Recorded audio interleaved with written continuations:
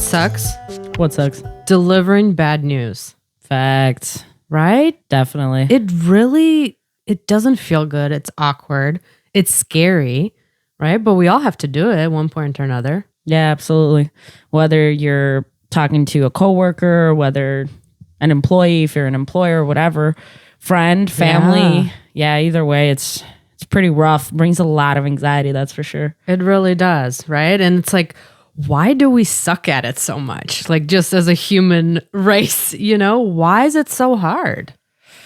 I think, again, the anxiety piece, right, is it immediately makes me think, like, when I have to deliver bad news and it's something extraordinarily painful for me to have to do, because it's like the before part is the hard part, because you're like, oh my God, how are they going to react? What are they going to think? And it's like this worry about how to handle their emotions after they get the bad news, right? It's not only do I have to deliver this bad news, which I already feel bad about, but now it's how do I manage their feelings after the news has been delivered? So is it like guilt, you think? Like guilt for what you may have caused? If the news with that bad news? is, if I caused the bad news, like Yeah. if I did something, like let's say the news is bad because I didn't do something, then yes, now you have anxiety and guilt. Good point, right? But if it's just bad news in general, like, hey, we can't go to this event, because it got rained out, like, oh, that's bad news. But if it's we can't go to this event because I forgot to buy the tickets, now it's an extra It's layer. a double whammy. Right? So if it's just, oh, we got rained out, it's like, oh, how are they going to react? Are they going to be super sad? And that's going to make me feel sad too. Like, I mean, yeah, with the extra layer of guilt, that makes it even more anxiety provoking, right? Now I'm having a panic attack before I tell you, right? Right. So the one of the questions is, how do you manage your own emotions beforehand? Right. And then, not to say that you need to manage somebody else's emotions after you've told them bad news. It's not like, But you're sitting in the you're same there. space. Exactly. You're So having to it's- tolerate whatever happens. Yeah. It's almost like you don't have to, but you almost want to, right? Sure. Because they're You care about them, yeah, hopefully. like they're your friend or they're your coworker or whatever it may be, right? And so you're just like, all right. So first question, how do you manage your own emotions in that state? Well, I think you have to realize that regardless of how much you think about it, you still have to do it. So I think limiting the amount of thought that you give it. Once you've decided you're going to say it and you've decided how you're going to say it, I think it's limiting how much you give it, how much attention you give it, because the more you think about it isn't going to make you less anxious. I think realizing that it has to be done, and no matter what happens, you're willing to sit with it. You're willing to just be present for it, and time will pass and things will get better. And then being able to set that aside, I think would be something I would do. Yeah. Yeah. I think for me, kind of on the same note, but like just identifying what your role is in this, right? Like, yeah, you might be the bearer of bad news, but somebody's got to do it, right? Like, let's say you found out a piece of information about a friend. I don't know, like maybe their partner is cheating on them or something. And I know that's kind of like a hardcore example. I don't want to deliver that news. But Thank you. Pass. what if you're that person? Like, let's say maybe you're on a dating app or something, right? And you see their partner on that same dating app, right? Like, you're the only one in this case that could sort of deliver that news, right? So it's like, if it's more of like on a personal level, okay, what is your role in this? Obviously, you're the one that has the information, right? You kind of, because you're friends I'm with floored. them, you I kind of would not have wanna to do that. You have to. I feel like, I don't know. What are your thoughts? Well, yeah, if I found out that your husband's on a dating app, I'd be like, what the fuck? Excuse me. I don't think I'd be delivering the bad news at this point. I think I'd be, plotting a to my plan. Like, okay, I don't know, man. Feelings are coming up. My apologies. See, but this is a prime example of how do you manage your feelings before saying the bad news, right? Okay, well, you took me from 0 to 10.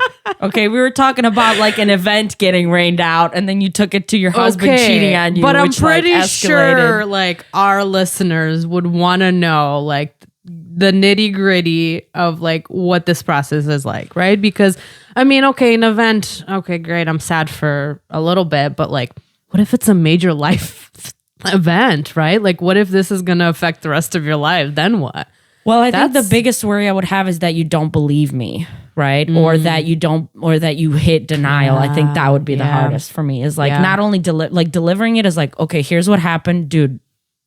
Okay, like this is what's happening, right? Like by the time that I drove to your house, because it's not something I'd be calling you about, right? I'd arrive at the location in which you reside, and then I would tell you. But by the time I got there, I would have already planned on how we're gonna pack your bags or how we're gonna get him evicted. Like there would be already like, wait a second, why is it me getting cheated on? Well, what? I would be telling your husband that you're cheating on him? That's kind of weird. No, none of us. None of us. This is just a hypothetical. Oh, well, then I guess I wouldn't be as angry. Then it's different. I'd be like, damn, that sucks. Yo, you should probably check out Bumble or whatever. Hilarious, dude. It'd be a little different. No, but like seriously, I mean, getting back to, we kind of steered away from the topic here. But yeah, like if it's more of an emotional thing, I think that makes a difference too, right? Like, okay, you're getting fired. Okay, that sucks. And yeah, you're going to be upset about it. But receiving that kind of news and delivering that kind of news is very difficult. Sure. So I guess back to what I was saying, managing your role, like asking yourself, okay, what am I doing here? Like, I'm going to tell them, right? I'm going to be the bearer of bad news. That sucks. But also just like saying to yourself, like, I'm just going to be there for this person. Right. Whatever that they need, whatever emotion that they're showing, right?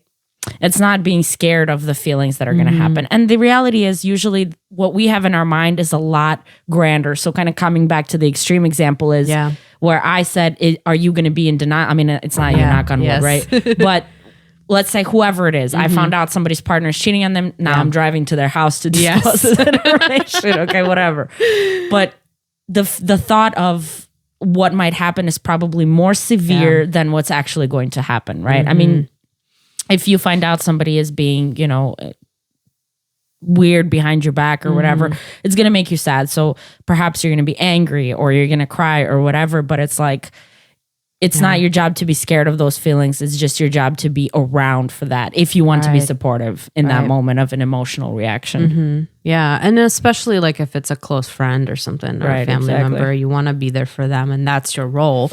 It's not really about like managing their feelings, right? But just like being there to support their feelings in whatever capacity that you can. Yeah, 100%. Now comes the part of how to deliver the feelings. What is your best method in delivering feelings?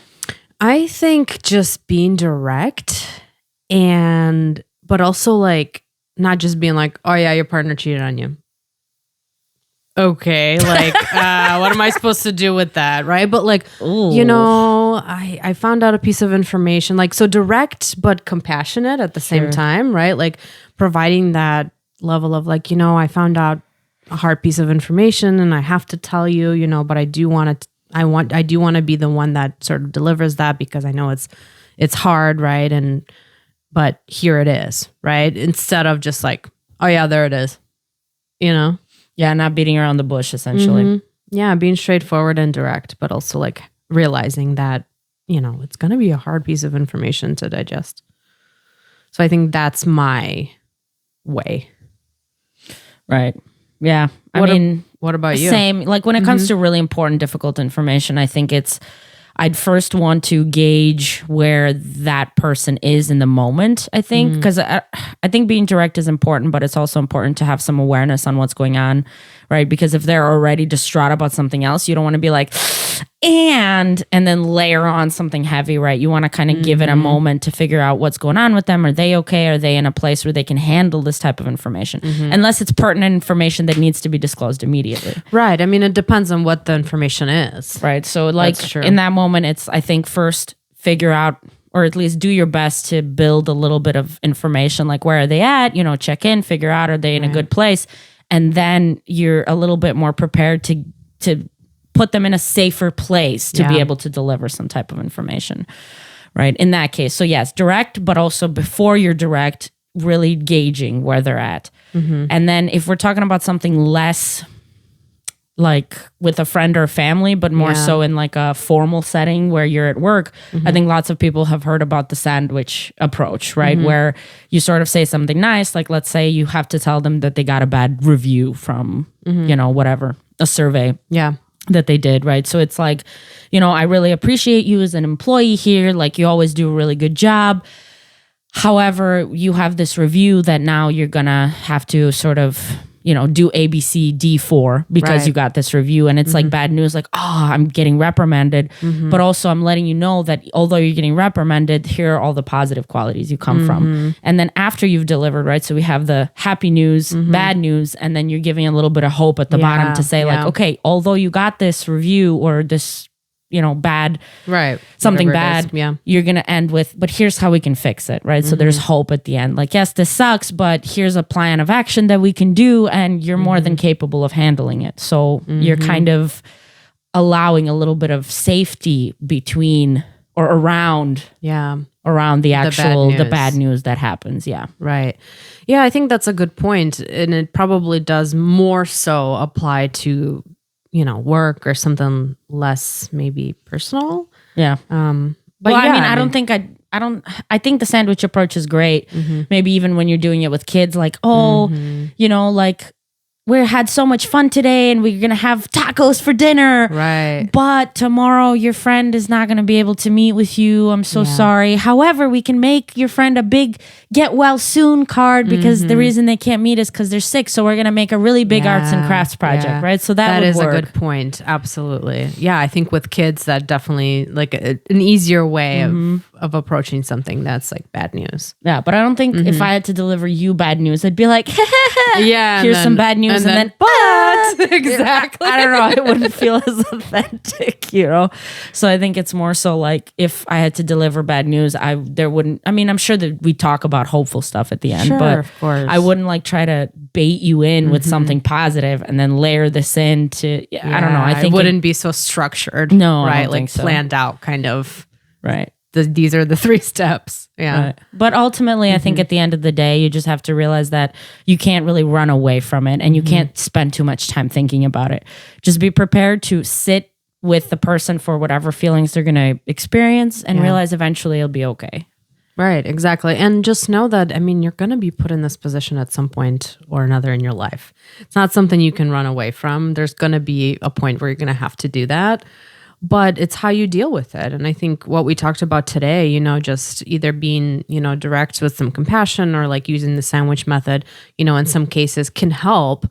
But also like sometimes you can't really plan it out. You just kind of have to like, sometimes you just have to tell like in a shorter period of time. So unfortunately, there might not be some preparation time, but I think it's just more so of like, all right, what do I want to say? What's my role? I'm going to be there for them and just kind of go for it, right? Absolutely.